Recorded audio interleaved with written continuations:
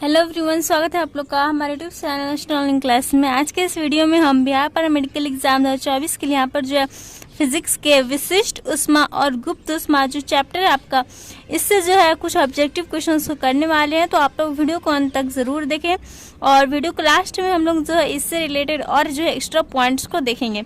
तो स्टार्ट करते हैं हम लोग अपना आज का वीडियो। यहाँ पर फर्स्ट क्वेश्चन है, किसी पदार्थ के 1 केजी द्रव्यमान का ताप 1 डिग्री सेल्सियस बढ़ाने के लिए आवश्यक ऊष्मा जो होता है उसको क्या कहते हैं। यानी किसी पदार्थ के 1 केजी द्रव्यमान का ताप जब हम 1 डिग्री सेल्सियस बढ़ाना चाहते हैं तो इसके लिए हमें जो ऊष्मा की आवश्यकता होती है इसे कौन सा ऊष्मा कहते हैं। तो इसे हम लोग कहते हैं विशिष्ट ऊष्मा। क्या कहते हैं? विशिष्ट ऊष्मा कहते थे। हमारे ये यहाँ 1 का ऑप्शन नंबर ए राइट हो जाएगा। नेक्स्ट क्वेश्चन हमारा, पदार्थ के प्रति एकांक द्रव्यमान की उष्मा धारिता हीट कैपेसिटी जो होती है उसको क्या कहते हैं। तो उसे कहते हैं पदार्थ की विशिष्ट उष्मा। यहाँ पर जो 2 का ऑप्शन नंबर बी राइट हो जाएगा। नेक्स्ट क्वेश्चन है हमारा, किसी वस्तु को दी गई उष्मा के परिमाण तथा इसके कारण वस्तु की ताप वृद्धि के अनुपात को क्या कहते हैं। यहाँ पर वस्तु जो किसी वस्तु को जो दी गई उष्मा के परिमाण होता है और इसके कारण वस्तु के जो ताप में वृद्धि होता है उसके हम लोग अनुपात, यहाँ पर रेशियो पूछा जा रहा है कि उसे क्या कहते हैं। तो उसे कहते हैं हम लोग वस्तु की उष्मा धारिता। यहाँ पर हमारा 3 का ऑप्शन नंबर बी राइट हो जाएगा।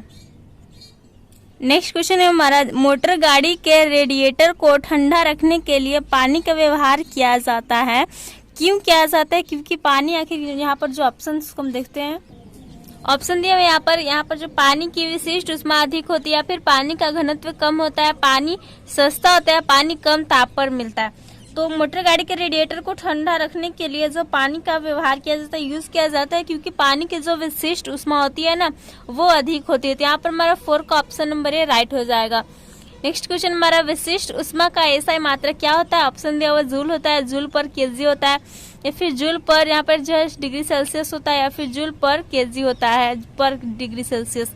तो विशिष्ट उष्मा का एसआई मात्रक क्या होता है। तो विशिष्ट उष्मा का एसआई मात्रक हो जाता है जूल प्रति केजी प्रति यहाँ पर डिग्री सेल्सियस। तो यहाँ पर जो है 5 का ऑप्शन नंबर डी राइट हो जाएगा। नेक्स्ट क्वेश्चन है हमारा, उष्मा के परिकलन में पदार्थ की विशिष्ट उष्मा का वह मान लिया जाता है जो कितने डिग्री यहाँ पर जो ताप पर होता है। तो उष्मा के परिकलन में पदार्थ की विशिष्ट उष्मा का जो यहाँ पर सी हो जाएगा, ऑप्शन राइट हो जाएगा कि 20 डिग्री सेल्सियस जो ताप पर होता है वह मान लिया जाता है जो 20 डिग्री सेल्सियस ताप पर होता है। तो 6 का ऑप्शन नंबर सी राइट हो जाएगा। नेक्स्ट क्वेश्चन है हमारा, निम्नलिखित में किसकी विशिष्ट उष्मा न्यूनतम होती है। ऑप्शन दिया हुआ है तांबा की, एल्युमिनियम की, अल्कोहल की और पानी की। तो यहाँ पर राइट आंसर हमारा हो जाएगा कि तांबा की जो विशिष्ट उष्मा होती है सबसे कम होती है, न्यूनतम होती है। नेक्स्ट क्वेश्चन है हमारा, एसआई मात्रक में पानी की विशिष्ट उष्मा का मान जो है वह क्या होता है। तो एसआई मात्रक में हम पानी की विशिष्ट उष्मा के अगर मान की बात करें तो वो हो जाता है यहाँ पर 4200 जूल प्रति केजी प्रति डिग्री सेल्सियस, जो इसका यूनिट होता है विशिष्ट उष्मा का। और एसआई मात्रक में जो है पानी की विशिष्ट हो जाता है उसमें इतना। तो 8 का ऑप्शन नंबर डी राइट हो जाएगा। नेक्स्ट क्वेश्चन है, निम्नलिखित में किसकी विशिष्ट उष्मा अधिकतम होती है। तो ऑप्शन दिया हुआ है तांबा की, लोहा की, पानी की और पारा की। तो हमने देखा कि विशिष्ट उष्मा जो निम्नतम होती है वह तांबा की होती है, तो तांबा यहाँ पर तो होगा नहीं। नेक्स्ट यहाँ पर लोहा भी नहीं होगा, पारा भी नहीं होगा। किसकी अधिकतम होती है तो वो हो जाता है पानी का। ओके, यहाँ पर हमने देखा कितना होता है तो 4200 जूल प्रति केजी पर डिग्री सेल्सियस होता है। तो 9 का ऑप्शन नंबर सी राइट हो जाएगा।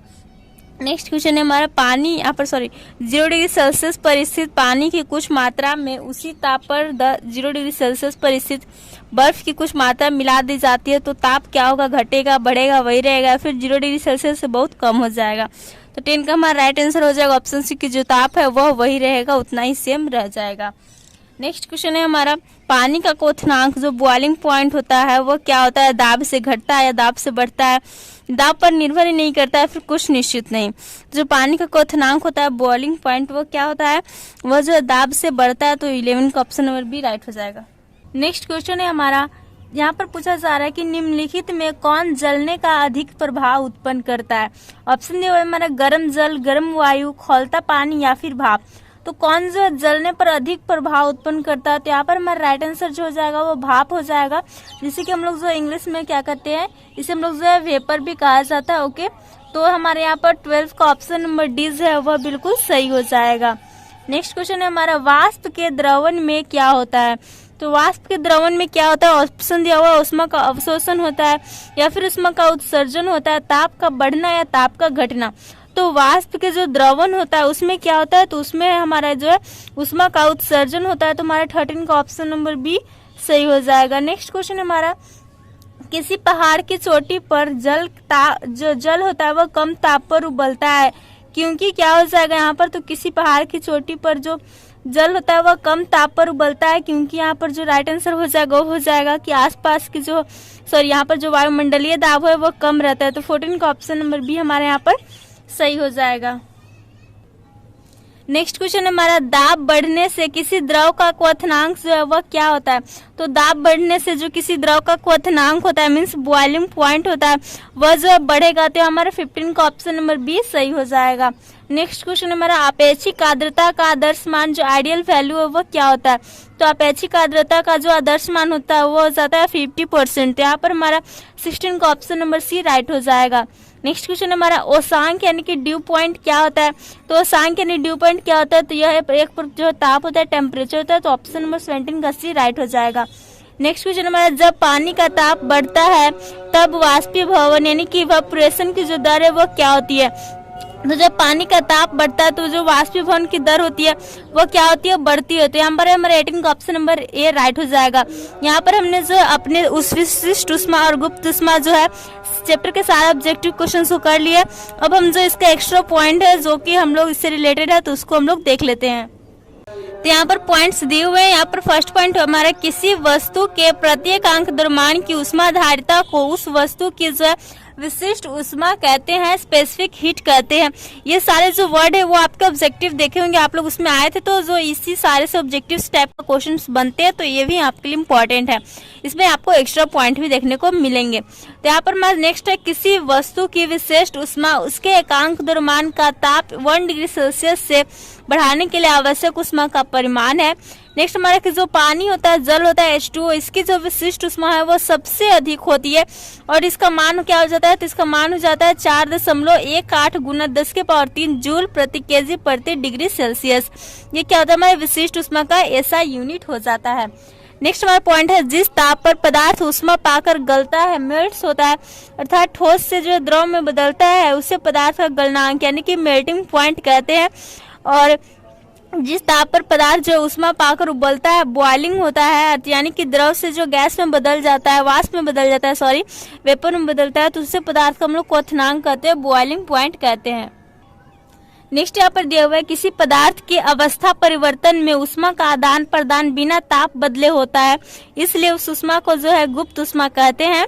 नेक्स्ट पॉइंट हमारा, किसी पदार्थ की गुप्त ऊष्मा का वह परिमाण है जो बिना ताप बदले उसे एक अवस्था से दूसरी अवस्था में बदलने के लिए आवश्यक है। नेक्स्ट पॉइंट हमारा, 0 डिग्री सेल्सियस ताप पर 1 केजी बर्फ को उसी ताप अर्थात 0 डिग्री सेल्सियस ताप पर पानी में बदलने में जो लगे ऊष्मा का परिमाण होता है उसे हम लोग बर्फ के गलन की गुप्त ऊष्मा यानी कि latent heat of fusion of ice कहते हैं। नेक्स्ट पॉइंट हमारा, बर्फ के जो गलन की गुप्त ऊष्मा का मान होता है वो हो जाता है 0 डिग्री सेल्सियस या फिर 273 केल्विन पर कितना होता है, तो 3.6 गुना 10⁵ जूल प्रति केजी होता है। गुप्त ऊष्मा का ऐसा मात्रक हो जाता है जूल पर केजी।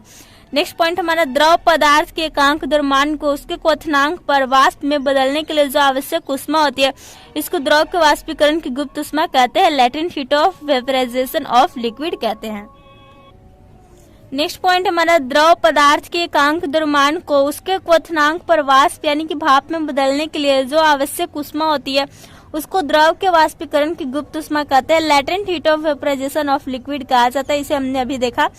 नेक्स्ट पॉइंट हमारा, 100 डिग्री सेल्सियस ताप पर 1 केजी पानी को जो है उसी ताप पर यानी कि 100 डिग्री सेल्सियस पर भाप में बदलने के लिए जो ऊष्मा का परिमाण होता है लगता है उसे हम लोग कहते हैं पानी के वाष्पीकरण की गुप्त ऊष्मा, latent heat of vaporization of water. और इसकी गुप्त ऊष्मा का जो मान होता है वह 100 डिग्री सेल्सियस यानी कि 373 केल्विन पर वो हो जाता है 2.26 गुना 10⁻6 जूल प्रति केजी होता है। नेक्स्ट है हमारा पॉइंट, द्रव जिस ताप पर ऊष्मा खोकर अर्थात त्यक्त होकर जमता है उसे उस द्रव का जो फ्रीजिंग पॉइंट कहते हैं, हिमांक कहा जाता है। नेक्स्ट पॉइंट हमारा, किसी पदार्थ का जो हिमांक होता है फ्रीजिंग पॉइंट उसके गलनांक यानी कि मेल्टिंग पॉइंट के बराबर होता है। नेक्स्ट पॉइंट हमारा, वाष्प यानी कि भाप जिस ताप पर ऊष्मा खोकर अर्थात जो है त्यक्त होकर द्रवित होता है उससे उस वाष्प का क्या कहते हैं, द्रव्यनांक कहते हैं, कंडेंसेशन पॉइंट कहते हैं।